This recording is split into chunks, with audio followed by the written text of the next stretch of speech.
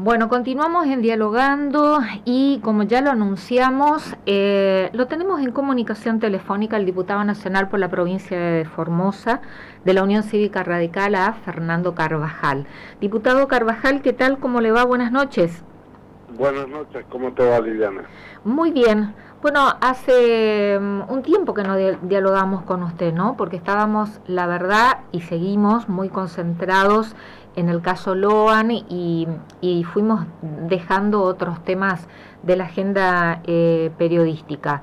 Pero, a ver, recién hablábamos con el analista político Enrique Zuleta Puceiro que el protagonismo que tuvo el Congreso de la Nación en la jornada de hoy, porque de manera simultánea, mientras en el Senado se realizaba la audiencia pública por la presentación de Ariel Lijo como candidato a ministro de la Corte Suprema de Justicia de la Nación, de manera simultánea también sesionaba la Cámara de Diputados con un tema muy importante también, como es el decreto de necesidad y urgencia del presidente Javier Milei, destinando fondos reservados millonarios a la inteligencia, ¿no? Es decir, a la Secretaría de Inteligencia del Estado.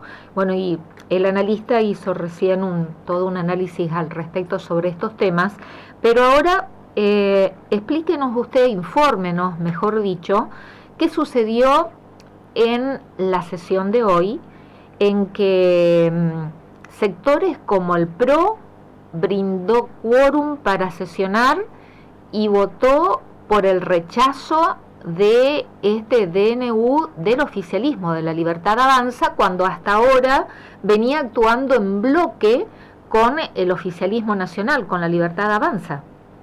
Sí, efectivamente así, Liliana. Primero aclaremos que esta fue una sesión especial que fue convocada a pedido de la coalición cívica de Hacemos Comisión Federal y un grupo de los radicales, 8 concretamente, que somos el grupo que se referencia en la figura de Facundo Manes, que venimos, proponiendo desde hace tiempo la necesidad de ser opositores. Dicho esto, siempre con la salvedad que ser opositores no es estar en contra de todo, pero sí actuar muy fuertemente en lo que tiene que ver con el control del gobierno. Esta sesión la pedimos luego que fracasara el intento que se hizo en la comisión bicameral de tratar allí este decreto de necesidad y urgencia, que es uno de los tantos que ha dictado Milei, pero que es verdaderamente escandaloso. Lo que hizo el presidente, lo que está intentando hacer el presidente Milei con este decreto es, primero reformó la CIDE, el organismo de inteligencia, lo reformó a través de un DNU, y por otro DNU que sacó 4 días después le otorgó 100.000 millones de pesos para que se gastaran en forma reservada para reorganizar el organismo.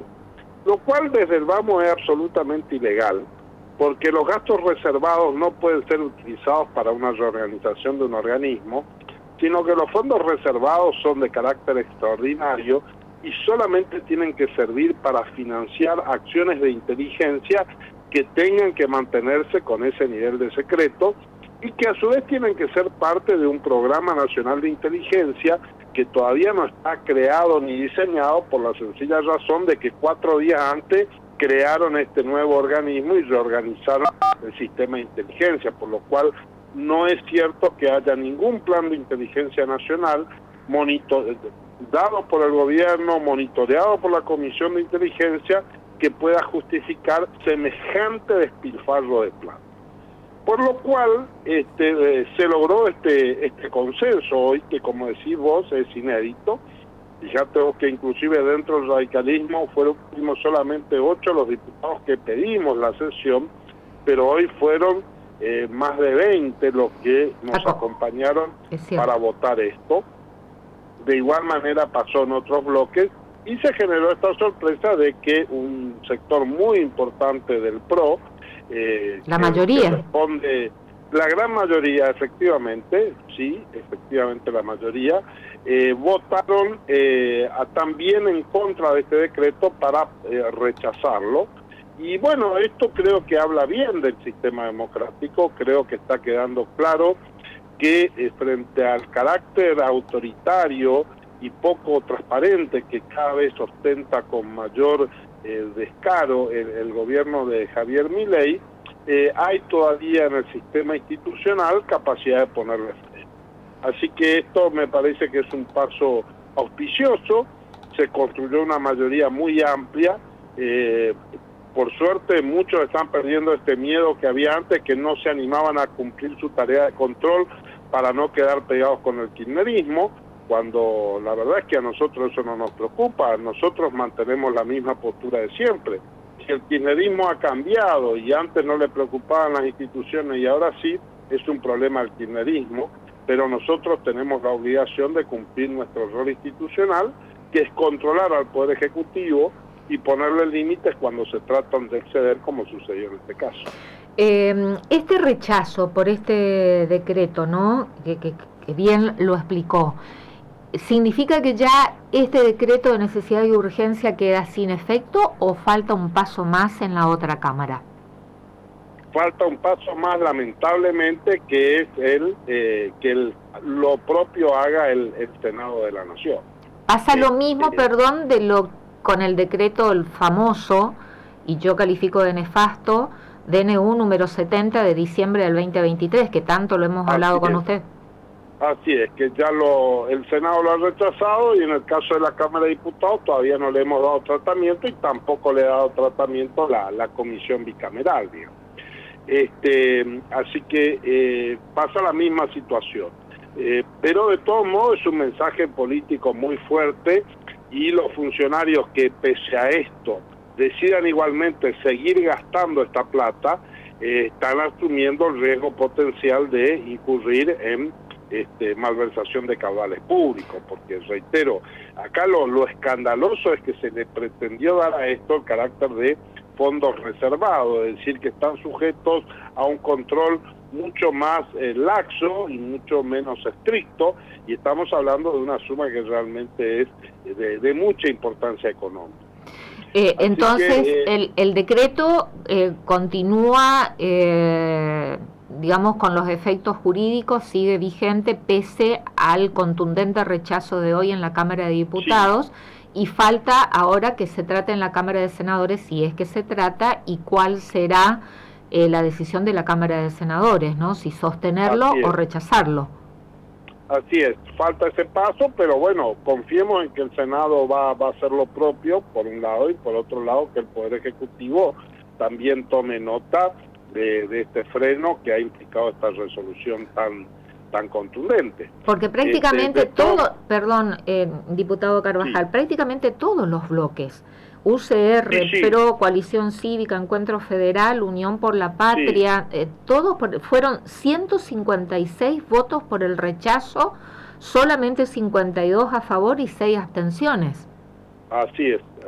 Fue un mensaje político muy fuerte y muy contundente, y por eso yo hablaba de la fortaleza del sistema institucional, pero permitime también decirle que se pone hoy con mucha fortaleza sobre la mesa la necesidad que nosotros ya planteamos en el mes de mayo, que es la de discutir la ley de DNU, la ley 26122, que regula el tratamiento de los DNU, una ley que hemos heredado del kirchnerismo, que verdaderamente es nefasta, porque en realidad el tratamiento constitucional de los DNU debería ser al revés, ¿no? Es decir, deberían tener un determinado periodo de vigencia o efectividad, y si no es ratificado por las cámaras, debería perder efectividad. Esto fue una picardía legislativa, el kirchnerismo que lo hizo de esta manera. 2016 es la ley esa, ¿no? Exactamente. Entonces hicieron esta picardía porque estaban en el gobierno y lamentablemente ahora estamos pagando esas picardías. Por eso, ahora que hay un Congreso en el cual no hay un gobierno que tenga una mayoría, creemos que es oportuno dar esta discusión. Nosotros ya además de haber presentado los proyectos correspondientes, en el mes de mayo le hemos pedido al presidente de la Comisión de Asuntos Constitucionales que le dé tratamiento prioritario para que podamos reformar la ley de DNU y terminemos con esto y volvamos al camino del cual no debimos haber salido nunca, que es el de que los temas tienen que ser discutidos en el Congreso y abandonar esta pésima práctica de los DNU.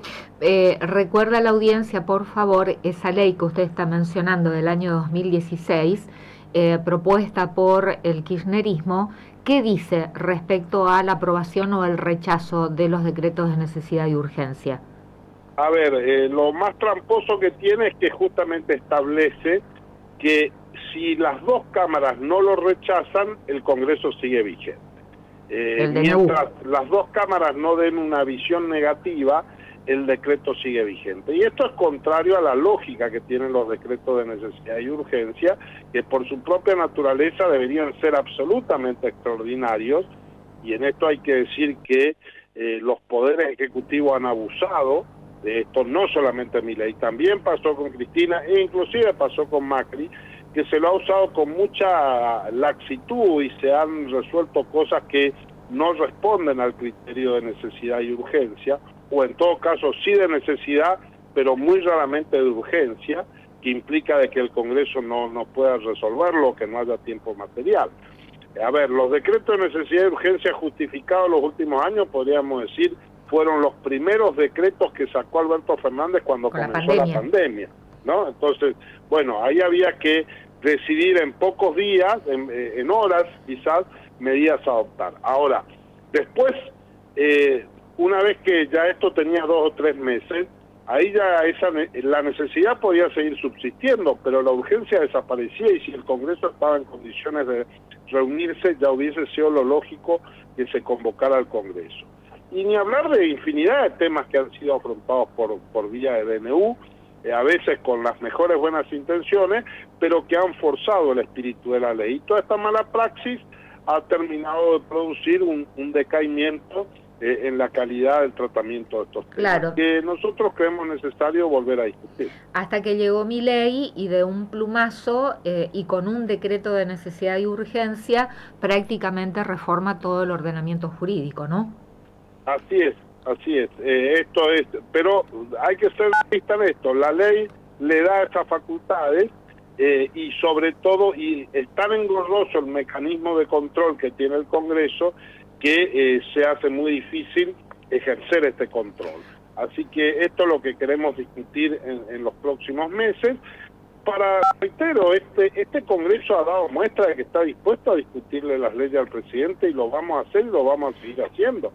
Se le ha aprobado la ley base, te digo, ha habido realmente vocación y capacidad de darle leyes al gobierno. Ahora, lo que el gobierno tiene que entender es que no puede avanzar a las patadas y con prepotencia como lo viene haciendo, y menos pretender apropiarse de 100.000 millones de pesos en el medio de que dice que no hay plata para las universidades, que no hay plata para los jubilados, pero sin saber para qué se dan 100.000 millones de pesos para gastar en los próximos 4 meses. Usted mencionó hace instantes también a la Comisión Bicameral de Inteligencia. Explíquenos qué significa, qué es esta Comisión Bicameral, quiénes la integran. Y ayer realmente hizo muchísimo ruido la noticia, ya no me acuerdo si fue ayer o antes de ayer, estoy un poquito perdida. Ayer, por la designación o la composición, no la integración de esta comisión bicameral y quién la va a presidir, que me parece que ahí también hay otro dato político y al revés que ha sufrido la Libertad Avanza, es decir, el gobierno de Javier Milei, ¿no? Sí, efectivamente, bueno, la Comisión Bicameral de Inteligencia es un organismo que está creado en la Ley de Inteligencia, que está integrada por senadores y diputados, que justamente la función que tiene es actuar como organismo de control del servicio de inteligencia. El servicio de inteligencia, es decir, que tiene que ver con el espionaje, con el manejo de información reservada, es un área muy sensible porque hay mucha capacidad de afectar los derechos de los ciudadanos, de afectar su intimidad, etcétera. Entonces, es un área que tiene que estar extremadamente controlada, pero como a su vez hay una necesidad de mantener en reserva muchas cuestiones, también se ha creado esta comisión para que un grupo más pequeño del Congreso pueda hacer ese control. Claro, esto es, como digo, un organismo de control que tiene, por ejemplo, la obligación de controlar los gastos reservados, ¿sí? Porque el hecho de que los gastos sean reservados, que quiere decir que se va a gastar, por ejemplo, en pagar el pasaje o una operación que tienen que realizar agentes encubiertos en un país extranjero, y esto no lo podés estar publicando ni anunciando, pero de todo modo tiene que haber organismos del Estado que se encarguen de controlar de que eso efectivamente sea así y que esté justificado y que no lo usen los funcionarios para irse de joda por ahí, porque si no hay ningún tipo de control, esto puede pasar. O como pasó en la época del menemismo, al cual este gobierno le gusta tanto imitar, reivindica. Hasta en las novias lo imita Menem, que lo que se hizo con la plata de la CIDE era pagar sobresueldo a los funcionarios públicos. Entonces había todo un sistema, ¿sí? Por este hecho fue condenado Menem. Sí, había todo un sistema por el cual los funcionarios decían, el ministro cobraba 1 millón de pesos por la derecha y a través de la CIDE cobraba 2 o 3 millones de pesos más. Esto se ha hecho con los fondos reservados de la CIDE. Entonces, este gobierno que quiere imitar el menemismo, y yo no sé si estos fondos no son para pagarle a Santiago Caputo, que supuestamente cobra un monotributo, o a todo el ejército de troles que tienen para atacar a la oposición. Entonces, esto es lo que claramente ha colmado la paciencia de todos los actores políticos, y quienes aún como el PRO, que hasta hace poquito se mostraban dispuestos a votarle cualquier cosa, han visto la necesidad de ponerle límites, y a los que veníamos cumpliendo nuestra función opositora con firmeza y con responsabilidad nos ha reafirmado de que estamos en el camino correcto. ¿Y quién fue elegido para presidir esta comisión? Bueno, fue elegido Martín Lustó por un acuerdo con el resto de los sectores opositores, lo cual está muy bien, que fue el senador radical. Senador radical y presidente del Comité Nacional del Radicalismo, ¿no? Así es. Y así tiene que ser. Yo hice el mismo planteo cuando se dio la discusión en la Comisión de Juicio Político, que tradicionalmente me dicen, no, tiene que ser del oficialismo. Y yo digo, todo lo que son organismos de control tienen que estar en manos de la oposición, pero en realidad deberían ser los propios oficialismos los que tendrían que estar preocupados por dejar los órganos de control en manos de la oposición, porque es la mayor garantía de transparencia y es la mejor garantía de que nadie va a hacer las cosas mal. Cuando quieren poner en los organismos de control a los propios es porque están queriendo trampear algo. ¿Y cómo fue elegido Martín Lustó? ¿Con el apoyo de qué sectores? Mira, la verdad que no tengo el registro total, pero creo que por la totalidad de las bancadas opositoras, o sea, salvo la Libertad Avanza, creo que el resto de los miembros de la comisión, Hacemos, etcétera. La verdad que esto fue en amplio consenso. De la comisión de ayer. Amplio consenso. Fue por amplio también. Consenso, sí, claro, sí, fue por consenso. No tengo el registro de la votación, la verdad, pues yo no participo o sea en que esa comisión. En el ámbito legislativo, digamos que ayer y hoy malas noticias para el oficialismo, pero dentro del esto significa que la institución Congreso de la Nación Argentina está funcionando como debe ser. Es un poder político integrado por mayorías y minorías que pueden ir variando, ¿no? Así es, y fíjate que hoy pasó otra cosa muy importante. Vos hablaste al principio, Liliana, que fue la audiencia en el Senado. Pero yo de la audiencia en el Senado, ¿sabes que quiero rescatar la actuación de mi comprovinciano, el senador Poltroni? Así es. Senador de la Libertad Avanza, pero que es uno de los más firmes opositores a la candidatura del hijo. Y así creo es. y lo digo ahora públicamente, más allá que lo he felicitado en privado también, porque creo que de esto se trata, ¿no? Es decir, esto que seguramente al presidente le molesta y a muchos otros le debe molestar, y a su pero entorno. esto es justamente una buena regla de ética política. El hijo es un mal candidato, un pésimo candidato, la peor decisión que se podía tomar para mandar a la Corte Suprema, y Milei tomó esa decisión de hacerlo, y está muy bien que un hombre de su propio espacio político sea el que salga a decirlo. Esto no es habitual. Yo recuerdo en su momento cuando Lilita Carrió, por ejemplo, le salió a cruce a Macri justamente cuando se designaron las autoridades de la AFI, del organismo de inteligencia. Que Lilita Carrió le salió a criticar muy duramente y le dijo, estas no son las personas indicadas para manejar el organismo de inteligencia. Y tuvo razón, tenía razón. Fue pésima la gestión de Cambiemos los organismos de inteligencia, repitieron todos los vicios, pero fue alguien del propio espacio. Y en este caso destaco esta actitud, por supuesto también la actitud de los senadores radicales, como la senadora Lozada, el senador Blanco. Salió muy fuertemente el senador Blanco, y bueno, Lustó que le venimos reclamando nosotros que adopte una postura pública, se lo hemos solicitado inclusive como presidente del partido, que reúna el comité y fije una postura definitiva. Pero bueno, yo honestamente confío en que Martín Lustó va a terminar votando como debe ser en contra del pliego del hijo si esto se llegara a concretar. Bueno, diputado nacional Fernando Carvajal, le agradecemos esta comunicación. Y haciendo mención a la sesión especial también de la semana pasada, en donde también se ha logrado modificar un proyecto propuesto y que contaba con un dictamen de mayoría del oficialismo de La Libertad Avanza. Me estoy refiriendo a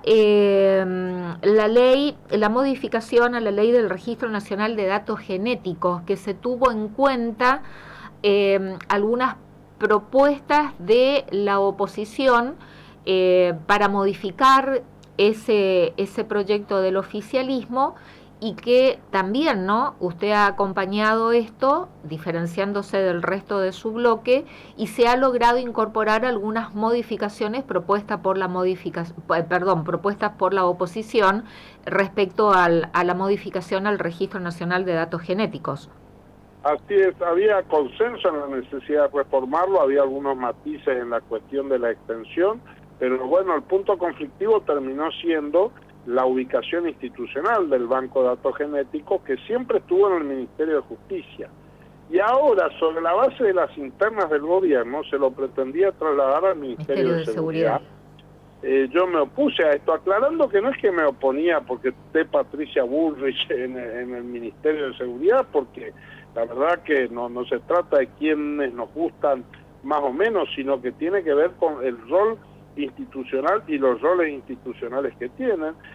Nuevamente en esto el bloque libertario, con el inexplicable apoyo de algunos radicales inclusive y el PRO, pretendieron insistir con esa ubicación institucional y por amplia mayoría logramos imponer el rechazo a eso, que obligó a una reconsideración, y bueno, finalmente logramos que el Banco de Datos Genéticos quede como debe ser en el Ministerio de Justicia, que es lo que asegura la mayor imparcialidad, la mayor objetividad a este organismo, que es un organismo de investigación criminal y de producción de pruebas, y que en consecuencia no puede estar en manos de un ministerio cuya función legítima, y que es la función que le da el Estado, es la de perseguir a los delincuentes, entonces, y definir la política criminal. Entonces no es lógico que pongamos bajo su órbita un organismo que está encargado de generar pruebas que luego van a ser utilizadas en esos procesos penales para condenar a los delincuentes, o para intentar encontrar a los responsables. Y el otro proyecto también aprobado en la sesión del miércoles pasado, que duró más de 20 horas, terminaron votando la madrugada, es la ley de financiamiento de las universidades nacionales. Así es. Que esto ha pasado desapercibido, pero es extremadamente importante porque apunta a darle una respuesta inmediata al grave problema que están atravesando nuestras universidades, consecuencia de que no tenemos presupuesto nacional para este año, porque Milei no quiso tener presupuesto y no se han hecho las correcciones correspondientes para que se pueda mejorar sobre todo la situación salarial de los docentes, que digo, en realidad no es mejorarla, sino simplemente mantener esos valores de sus saberes para compensar la pérdida de la inflación. No es más que eso, no es que los docentes universitarios están queriendo aumentos de sueldo, lo que quieren es dejar de perder frente a la inflación como lo vienen haciendo. Que ya adelantó también el presidente, ¿no? Que de convertirse en ley, si el Senado aprueba esta media sanción de diputados, estaría vetando esta ley. Y bueno, esto está dentro de sus facultades constitucionales, pero tendrá que después pagar el costo político si decide seguir destruyendo las universidades públicas y que los jubilados y los jóvenes sean los únicos que pagan los costos políticos, los costos económicos. Diputado Fernando Carvajal, muchísimas gracias por esta comunicación. Que tenga usted buenas noches. Ha sido un gusto, gracias. El diputado nacional por la provincia de Formosa de la Unión Cívica Radical, Fernando Carvajal.